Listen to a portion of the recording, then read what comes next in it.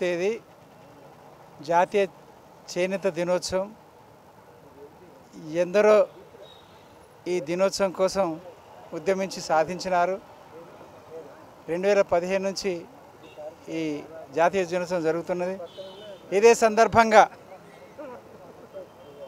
సందర్భంగా బీపీ మండల్ గారి నివేదిక అందించబడింది. అందువల్ల బీపీ మండల్ నివేదిక దినోత్సవం కింద కూడా జరుపుకుంటున్నాం. మరి బీపీ మండల్ ఇచ్చినటువంటి నివేదికలో 42 సిఫారసులు ఉన్నాయి. 40 ఏళ్ళైనా అందులోంచి ఒక 2 మాత్రమే ఉద్యోగ రంగంలో, విద్యారంగంలో రిజర్వేషన్స్ ప్రవేశపెట్టడం జరిగింది.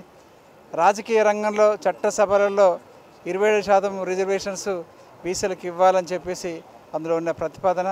అలాగే పారిశ్రామిక రంగంలో ఎదగడానికి సంబంధించిన అనేక ప్రతిపాదనలు ఇంకా అలాగే ఉండిపోయినాయి. వాటన్నిటి సాధన కోసం చేనేత వర్గాలతో పాటుగా బీసీ సామాజిక వర్గాలు అందరూ కృషి చేయాల్సిన అవసరం ఉన్నది. స్వేచ్ఛ, సమానత్వం, సౌభాతృత్వం, శాంతియుత పరివర్తనతో ఈ సమాజం అభివృద్ధి చెందడం కోసం మరి వీళ్ళందరికీ పూర్తి స్థాయిలో చేయూతను అందించాల్సిన అవసరం ఉన్నది. పారిశ్రామిక విప్లవం ద్వారా కొడిగట్టిపోయినటువంటి చేతి వృత్తులకి పునర్వికాసం కోసం చేయాల్సిన కృషి ఎంతో ఉంది. అప్పుడే అందరికీ ఉపాధి కల్పన జరుగుతుంది. డాక్టర్ రామన్ లోహియా గారు భారీ పరిశ్రమల వల్ల భారతదేశంలో నిరుద్యోగం పెరుగుతుందని, కుటీర పరిశ్రమల ద్వారానే అందరికీ ఉపాధి కలుగుతుందని చెప్పడం జరిగింది.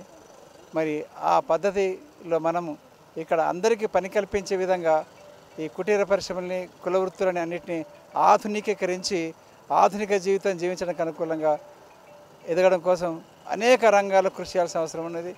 చేనేత కళాకారులు 27,000 మందే కావచ్చుగాక, కానీ పద్మశాలీలు ఈ వృత్తిని వదిలేసినటువంటి వాళ్ళు మొత్తం కలుపుకుంటే 16 లక్షల మంది ఉన్నారు.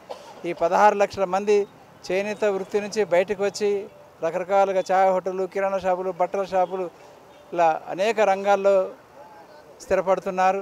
వారందరికీ పద్మశాలి డెవలప్మెంట్ ఫెడరేషన్, కార్పొరేషన్ లాంటివన్నీ పెట్టి వారికి వేలాది కోట్లు కేటాయించి అన్ని రంగాల్లో ఎదగడానికి అనుకూలంగా శిక్షణలు ఇవ్వడము, చేయూతను అందించడం చేయాల్సిందిగా ఈ ప్రభుత్వాన్ని యొక్క కేంద్ర ప్రభుత్వం యొక్క రాష్ట్ర ప్రభుత్వం యొక్క కర్తవ్యం అని చెప్పేసి మేము భావిస్తున్నాం.